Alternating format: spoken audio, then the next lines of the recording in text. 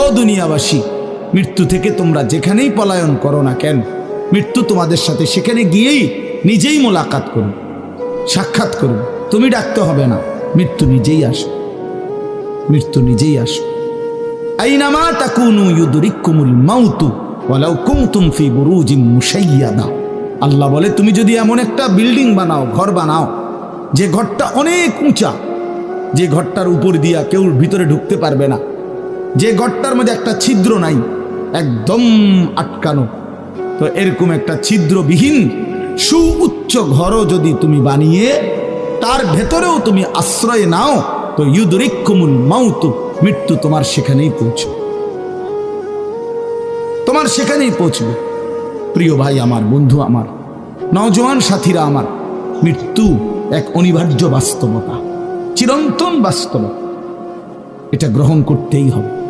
হাসলেও মরতে হবে, কাঁদলেও মরতে হবে, সুখেও মরতে হবে, দুঃখেও মরতে হবে। রাজপ্রাসাদ আর অট্টালিকার মানুষটাও মরে যাবে, জীর্ণ কুটিরে যে লোক থাকে, হ্যাঁ, সেই লোকটাকেও মরতে হবে। জীবনে কোনোদিন দুঃখ দেখে নাই যে সেও মরে যাবে, জীবনে কোনোদিন সুখ দেখে নাই যে সেও মরে যাবে, সব মরে যাবে। এটাই সত্য, এটাই বাস্তবতা। অতএব মৃত্যু এক অনিবার্য বাস্তবতা, এটা গ্রহণ করতেই হবে। এটা যদি আমরা মনে রাখি, আমাদের জীবন অনেক সুন্দর হইত, অনেক সুন্দর হইত। রাসূলুল্লাহ সাল্লাল্লাহু আলাইহি ওয়াসাল্লাম বলছেন, আকসিরু যিকরা হাদিমিল লাযযাত ইয়ানি আল মাউত। আল্লাহর নবী বলেন, আমার উম্মত, তোমরা বেশি বেশি ওই জিনিসটা স্মরণ করো যে জিনিস তোমাদের সমস্ত স্বাদ, আনন্দ, আহ্লাদ চিরতরে মিটাই দিবে, তোমারে চিরস্তব্ধ করে দিবে। জলজ্জান্ত মানুষটা আমাদের সামনে হাঁটতো, চলতো, উঠতো, বসতো, ঘুরতো, ফিরতো, হ্যাঁ, সেই মানুষটা মনে করেন আমার চোখের সামনে নাই, তার লাশ আমার সামনে, আহা সেই লোকটা স্তব্ধ।